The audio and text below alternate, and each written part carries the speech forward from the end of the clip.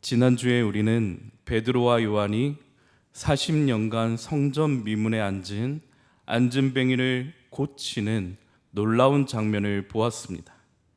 그 기적으로 인해 수많은 군중이 지금 사도들 앞에 몰려옵니다. 베드로는 그 자리에서 예수 그리스도를 담대히 선포합니다. 그런데 오늘 본문은 바로 그 직후에 벌어진 이야기입니다. 여러분이 예수님의 이름으로 무언가를 하려 할 때 누군가 앞을 가로막는 경험을 하신 적이 아마 있으실 것입니다. 직장에서, 가정에서, 또는 사회 속에서 당신 무슨 권리로 그런 말을 합니까? 당신 나에게 도대체 무슨 그런 권세와 백으로 그런 말을 합니까? 라는 무언의 압박을 받으신 적이 아마 있으실 것입니다. 오늘 본문의 베드로와 요한이 정확히 그 자리에 서 있습니다. 저는 오늘 베드로와 요한이 서 있는 그 자리가 도대체 어떤 자리인지, 무엇을 의미하는지 두 가지를 함께 나누려고 합니다. 첫 번째는 권세 앞에서 복음은 더 뚜렷하게 드러난다는 것입니다. 1절 상반절의 말씀을 보시면 사도들이 백성에게 말할 때라고 말씀합니다. 바로 이 시점에 방해가 들어옵니다. 복음이 선포되고 복음이 그들의 입술을 통하여서 말씀이 시작되려는 그 찰나에 지금 신기하게도 제사장들과 성전 맡은 자와 사두개인들이 그곳에 이르렀다라고 말씀하고 있습니다. 제사장들은 성전 안에서 공식적으로 율법을 전하고 가르칠 만한 권한을 독점하던 사람들입니다. 그들은 예배를 집례하였고 모세의 오경에서 명한 의식을 수행할 수 있을 만한 그런 능력이, 그런 권한이 있던 사람들이었다는 것이죠. 그들이 보기에, 제사장들이 보기에 지금 베드로와 요한은 어떠한 그런 자격증을 갖추지 못한 사람들이었다라는 거예요. 변방 갈릴리에서 무인가 신학교를 졸업하고 마치 합법적인 총회에서 인준한 그런 교육과정 절차를 밟지 않은 저 무식쟁이들이, 그들이 하나님의 말씀을 가르치고 전한다라는 것에 대해 지금 제사장들이 몹시 격분하고 있다라는 겁니다. 자기 영역을 침범했다라고 느낀 것입니다. 그리고 성전 맡은 자는 단순한 경비원이 아닙니다. 그들은 무장 경비대장입니다. 대제사장 다음 가는 인자로 막강한 국가 경찰권을 가진 권력자였다라는 거예요. 이들은 겟세마네에서 예수님을 체포하고 감시하던 자들인데 지금 베드로와 요한을 잡으려고 나왔다라는 겁니다. 그리고 사두개인들은 부활을 믿지 않는 제사장으로 당시 로마 편에부터 부와 권력을 누리던 종교적 귀족 가문입니다. 그들은 내세를 믿지 않습니다. 현세에서 어떻게 하면 잘 살고 복을 누릴까? 그들은 합리주의적인 태도로 그렇게 방관했던 자들이라는 거예요. 이들에게 베드로는 학식도 빽도 없는 그저 무식쟁이인데 예수의 부활을 선포한다는 것은 자신들이 가진 신학 체계를 정면으로 도발하는 행위로 간주했다라는 겁니다. 그리고 그들은 이제 유대법에 따라 밤에는 재판을 열 수 없으므로 3절의 말씀에 보시면 베드로와 요한을 날이 이미 저물었으므로 이튿날까지 가두었다라고 말씀합니다. 우리는 이것을 통해 무엇을 보게 되냐면 그 첫 번째는 우리는 세상에 속한 사람들이 아니기 때문에 세상이 우리를 싫어한다라는 것입니다. 그래서 요한복음 15장 19절의 말씀에 보면 예수님께서 세상이라는 이 단어를 이 한 절의 말씀에 몇 번씩 사용했는지 한번 들어보시기 바랍니다. 요한복음 15장 19절에 너희가 세상에 속하였으면 세상이 자기의 것을 사랑할 것이나 너희는 세상에 속한 자가 아니요 도리어 내가 너희를 세상에서 택하였기 때문에 세상이 너희를 미워하느니라. 지금 예수님께서 몇 번 사용하셨습니까? 세상이라는 단어를 4번 사용했습니까? 5번 사용했다라는 거예요. 예수님께서 지금 의도적으로 제자들에게 말씀하고 있다라는 것입니다. 여기서 세상이라는 단어는 하나님께서 우리에게 주신 일반 은총 가운데 자연 세계를 말하고 있는 것이 아닙니다. 이 세상은 하나님을 불신하고 하나님을 거부하고 자기 영광을 추구하는 마귀의 권세 아래에 놓여 있는 세계를 지금 예수님께서 세상이라는 단어를 사용하고 있다라는 거예요. 우리는 놀랍게도 대청교회에 귀한 하나님의 부르심을 받은 임직자들을 선출하고 세움을 받는 일들을 거행했습니다.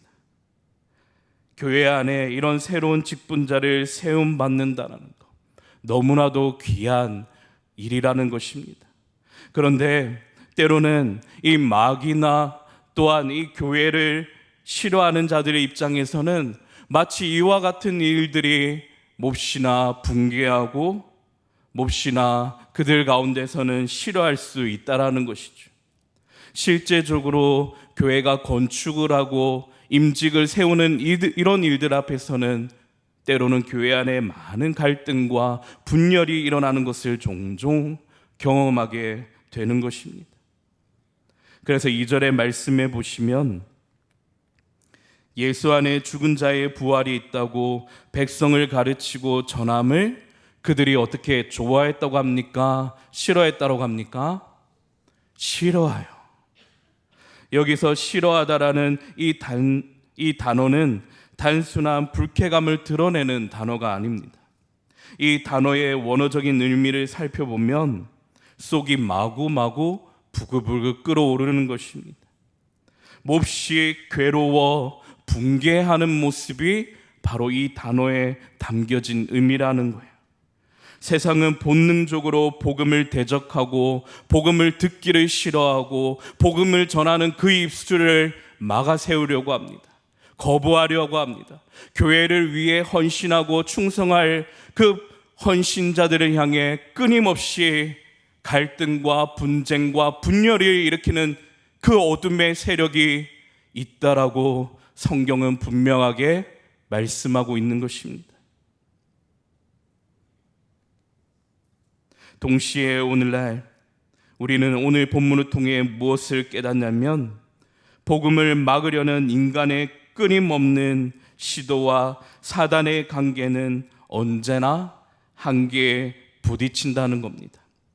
3절의 말씀을 다시 한번 보시면 그들의 잡음에 날이 이미 저물었으므로 이튿날까지 가두었으나, 지금 가두었다라는 이 단어를 보시면 어떻게 가두었다라고 그 끝이 종결이 납니까? 그렇지 않다라는 거예요. 가두었으나 그 뒤에 반전의 이야기가 준비되어 있다라는 것입니다. 성도 여러분, 우리는 때로 이렇게 생각합니다. 내가 왜 세상 사람들로부터 이처럼 미움을 받지? 방해가 생기면 내가 뭔가 내 스스로 자책하고 잘못하고 있는 것은 아닐까? 그런 죄책감에 시달릴 때가 있다라는 거예요. 그런데 성경은 정반대를 말하고 있습니다. 복음을 위해 미움과 핍박을 받는 건 당연한 일이다. 복음을 막으려는 인간의 어떤 시도나 사단의 관계는 줄곧 2000년 동안 끊임이 없었지만 결국 어떻게 됩니까? 하나님의 뜻이 이긴다라는 것입니다. 복음이 이긴다라는 것입니다. 권력이 사도들의 입을 막고 옥문이 닫히고 전도자들의 발이 묶이는 모든 것이 막힌 것처럼, 끝난 것처럼, 종결된 것처럼, 결론이 지어진 것처럼 우리 눈에는 보이지만 오늘 성경을 보시면 그 결과가 어떻다라고 말씀합니까? 우리 4절의 말씀 힘있게 함께 읽겠습니다. 시작. 말씀을 들은 사람 중에 믿는 자가 많으니 남자의 수가 약 5천이나 되었더라. 아멘. 그 결론은 하나님이 승리하시는 것입니다. 마귀의 권세가 우리를 아무리 짓밟고 짓누른다 할지라도 그 종국의 결말은 하나님이 이기시는 줄로 믿습니다. 방해가 생겼다라는 것은 복음이 실제로 역사하고 있다라는 확실한 증거입니다. 대적은 부흥의 반대 증거가 아니라 오히려 부흥을 동반하는 확실한 결정적인 증거가 된다라는 거예요. 제가 신학교에서 공부를 할 때 한 교수님이 이런 말씀을 제게 남기셨습니다. 역사적으로 가장 위대한 부흥은 항상 가장 강한 박해와 함께 찾아왔다. 로마의 박해는 기독교를 없애지 못했고 오히려 복음을 지중해 전역으로 퍼뜨리는 마중물 역할을 감당했다.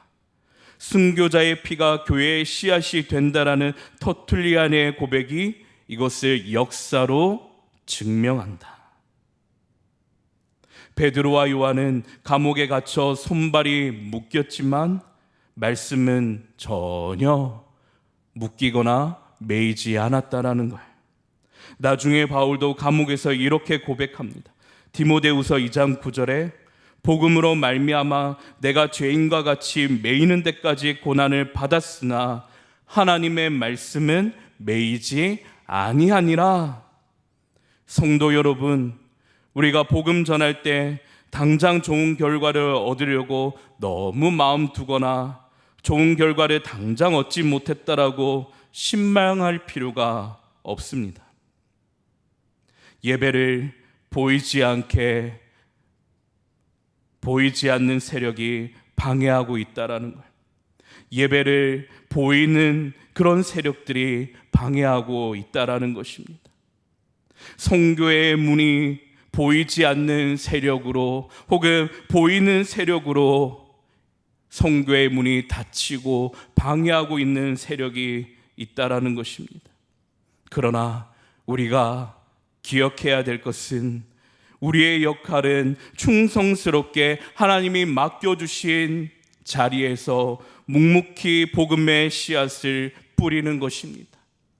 끊임없이 계속해서 전도하는 것이고 끊임없이 기도의 자리를 지키고 기도하는 것입니다. 그리고 오직 그 열매를 바라게 하시고 오직 자라게 하시는 분은 누구십니까? 하나님이시라는 거예요. 모든 결과는 종국적으로 하나님께 맡기는 것입니다. 심은 씨앗이 우리가 보이지 않게 모르는 사이에 자라고 있다라는 거예요. 이것이 바로 하나님 나라의 섭리입니다. 이튿날 사내들인 공회가 소집됩니다. 5절부터 6절의 말씀을 보시면 그 면면이 어마어마하게 등장하는 것을 보게 됩니다.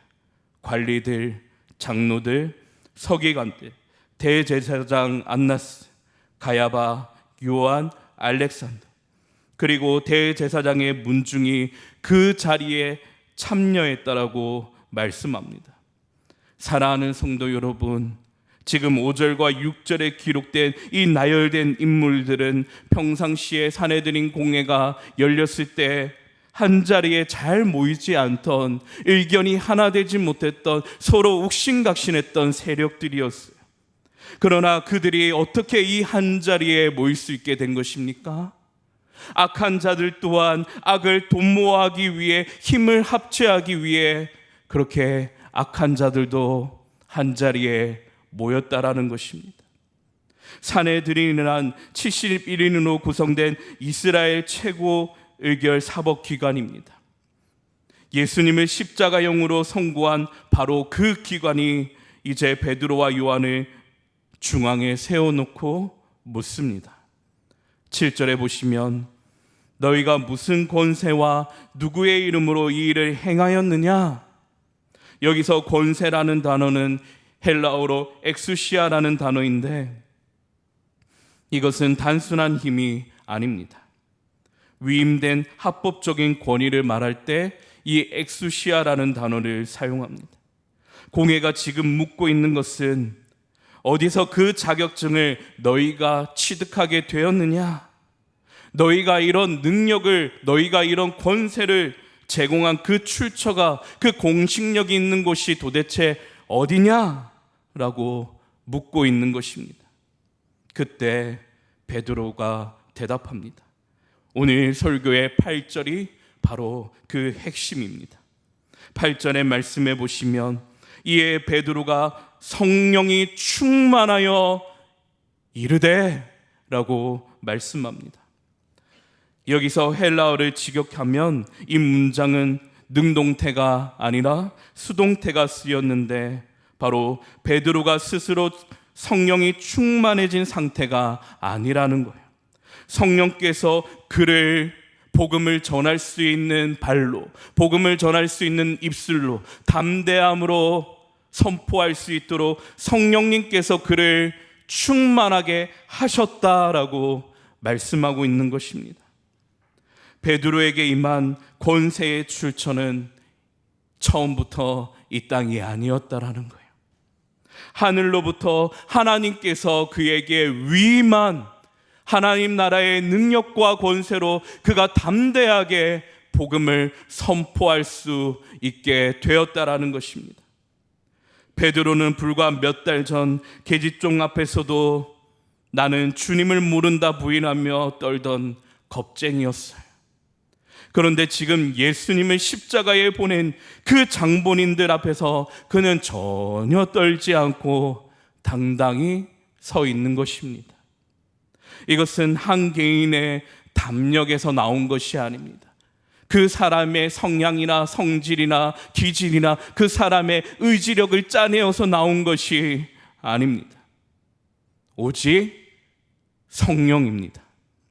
담대함은 우리 안에서 만들어지시는 그런 것이 아니라 성령으로부터 받는 것입니다.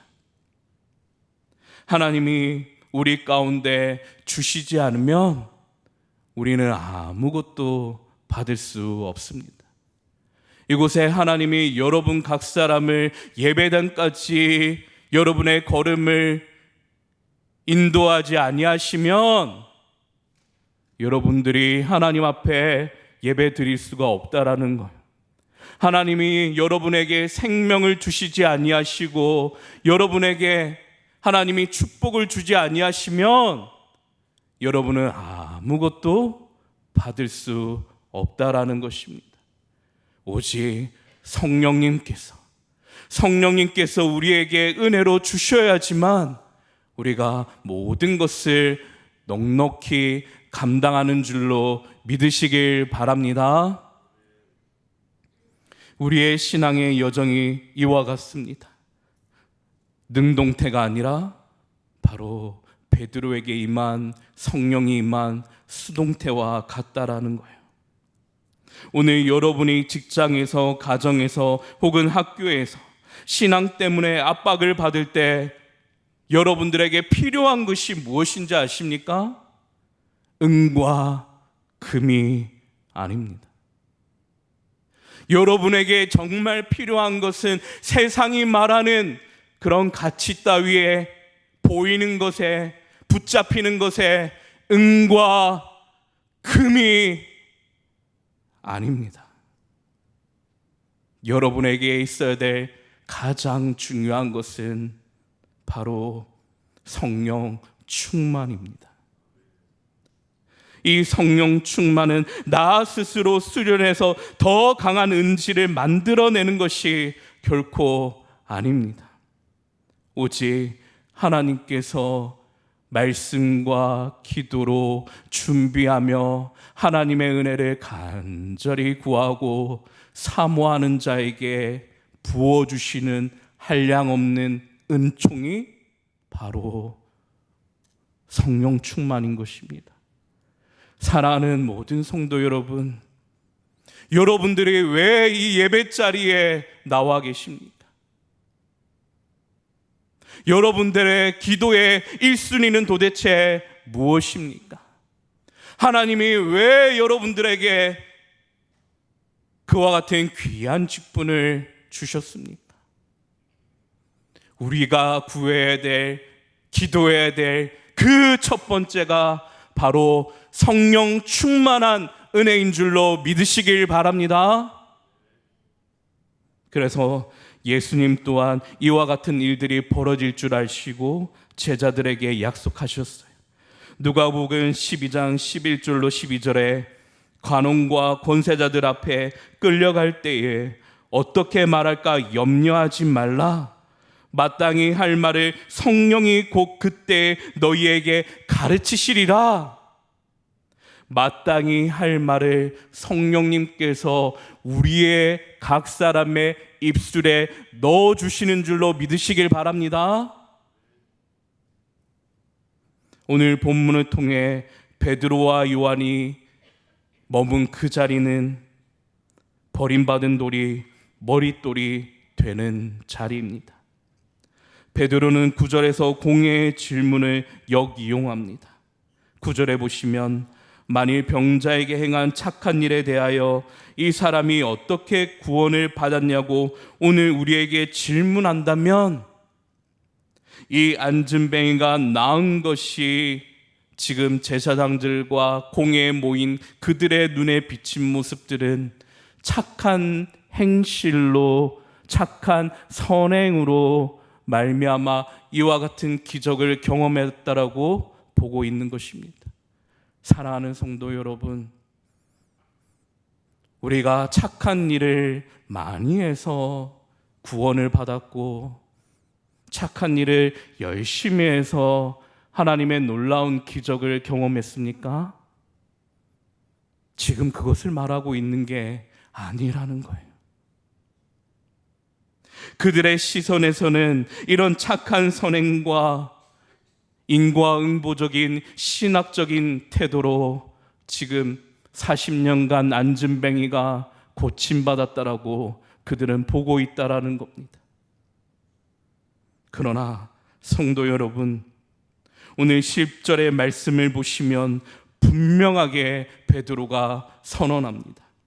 너희가 십자가에 못 박고 하나님이 죽은 자 가운데서 살리신 나사렛 예수 그리스도의 이름으로 그가 일으킴을 세움을 받았고 건강하게 나은 바 되었다라고 선언하고 있습니다. 베드로는 여기서 세 가지를 동시에 선포합니다. 첫째, 당신들이 죽인 그 예수. 당신들이 죽인 그 예수. 둘째, 하나님이 살리신 그 예수. 하나님이 살리신 그 예수. 셋째, 바로 그 이름으로 이 안진뱅이가 고침을 받았다. 이것이 바로 캐리그마입니다. 이것이 초대교회의 핵심이자 복음 선포입니다. 사랑하는 성도 여러분, 우리가 어떤 상황에서든 붙들어야 할 것이 무엇입니까? 사람들이 나에게 매력을 느끼고 호감을 가질 수 있도록 표현을 다듬고 부드럽게 말하는 것이, 그것이 우리의 목적입니까? 어떻게 하면 내가 다른 사람들 보기에 좀 좋아 보이고 그렇게 호의적인 사람처럼 보이는 것이, 그것이 우리의 관건입니까? 어떻게 하면 사람들 눈에 좀 더 도덕적으로, 윤리적으로 좀 더 학식이 있어 보이는 사람으로, 아니면 어떻게 경영적인 마인드를 품고 사는 것이, 그것이 과연 우리의 모습입니까? 그것으로 우리가 복음을 설명합니까? 그것으로 우리가 복음을 표현합니까? 그렇지 않다라는 것입니다. 사랑하는 성도 여러분, 복음은 선포인 줄로 믿으시길 바랍니다. 예수 그리스도의 이름을 선포하는 것입니다. 너희가 죽었으나 하나님이 살리셨다. 우리는 예수의 이름의 권세를 의지하고 예수의 이름의 능력을 믿는 성도들이라는 것입니다. 복음을 구차하게 말로 가다듬고 변명하려고 하지 마십시오. 사람들에게 들리기 좋도록 포장하지 마십시오. 사람들의 감정에게 좋도록 복음은 선포하는 것입니다. 마지막으로 오늘 본문 11절은 구약 시편 118편 22절의 인용 구절입니다. 이 예수는 너희 건축자들의 버린 돌로서 집 모퉁이의 머릿돌이 되었느니라. 이 시편은 이스라엘 백성들이 절기마다 함께 부르던 시편입니다. 사내들인 공회원들이라면 모두 외우는 말씀인데 지금 베드로는 모두가 알고 있는 그 성경의 말씀의 구절을 가져다가 너희가 그 멸망당할 어리석은 건축자들이 되었다라고 책망하고 있는 것입니다. 11절에 보시면 이 버린이라는 이 단어에 주목하시길 바랍니다. 이 버린으로 번역된 단어는 단순한 거절의 의미가 아닙니다. 완전히 무가치한 것을 내어버린 것입니다. 완전히 무가치한 것. 그들 눈에는 이 완전히 무가치한 것, 마치 쓰레기와도 같은 이 존재를 그들은 버린 것입니다. 그 사건이 무엇입니까? 10절에 너희가 십자가에 못 박아 죽였다.